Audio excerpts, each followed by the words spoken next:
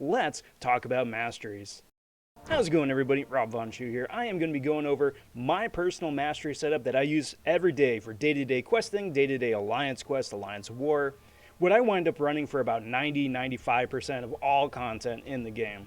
So starting in the offensive tree, first just establish a couple of base points just to be able to build up to the interesting stuff. So 1 point in strength, 1 point in greater strength. I've got 2 points in courage. And the reason I've got 2 points instead of 1 point is that it comes in handy once you get pummeled a couple of times, having that extra attack, sub 50% health. Courage is remarkably useful. I would put 3 points in it if I had points to spare, but for day-to-day, 2 points suffice. Rounding things out for the base tree, 1 point in lesser cruelty, 1 point in lesser precision, and then 4 points in precision and regular cruelty. The added crit rate and the added crit damage is super useful and very noticeable when it's not there. If you want to cannibalize a point from cruelty and precision and put both of those into extended fury, feel free, but for me, for the most part, I'd rather give the advantage to all my champs instead of just the fury-based ones. Now for my day-to-day questing, I have 1 point in glass cannon, 1 point in recoil, and then maxed out double edge.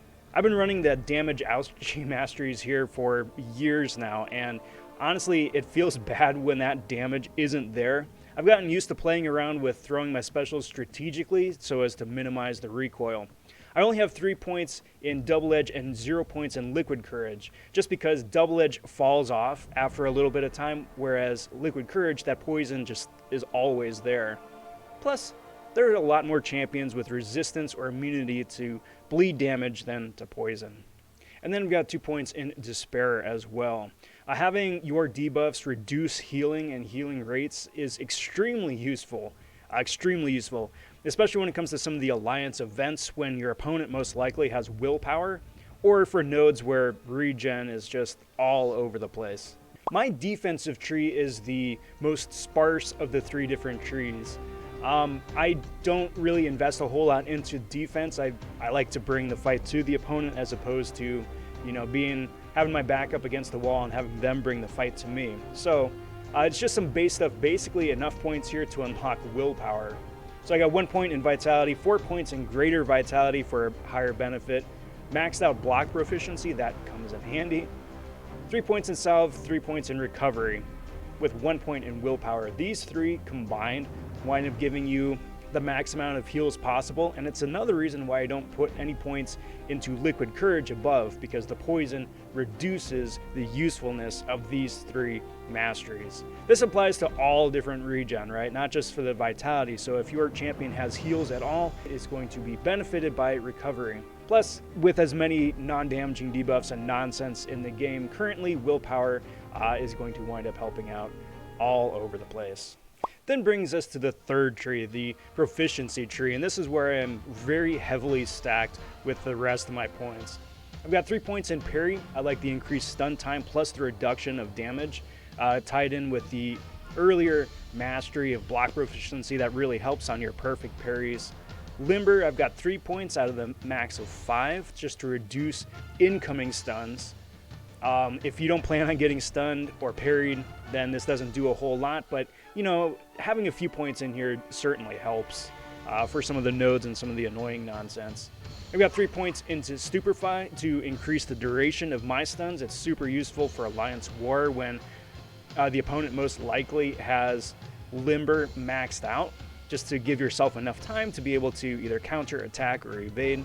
I've got 1 point in Dexterity. Really, 1 point is all you need just to be able to, dex out of the way of projectiles. 3 points in Petrify, which is very, very useful. So each time that you stun your opponent, it reduces regen and power gain rate by a max of 30%, which is very useful for all of the different power gain and heals nodes that you wind up running into.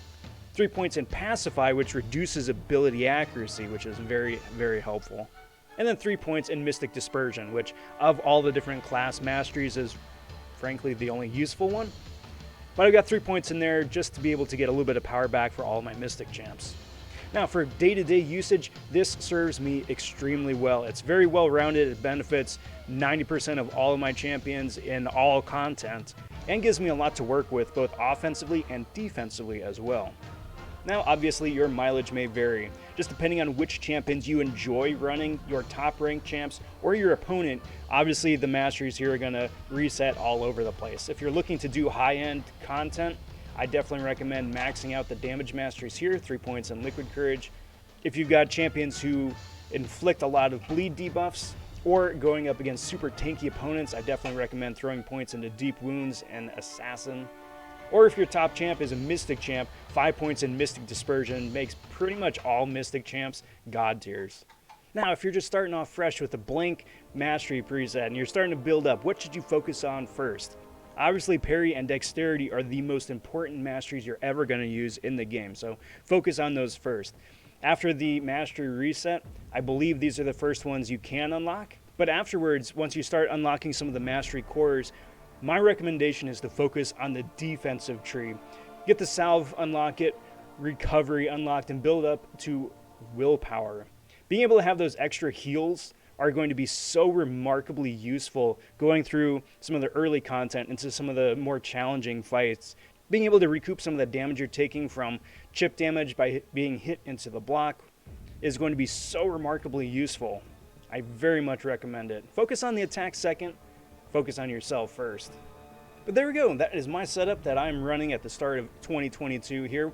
We'll see what the rest of the year brings with relics and if they wind up doing Masteries 2.0. But for now, this is my day-to-day routine. What do you guys use? Let me know down in the comment section. I appreciate checking that out. I'm robvonshoe. Take care, everybody.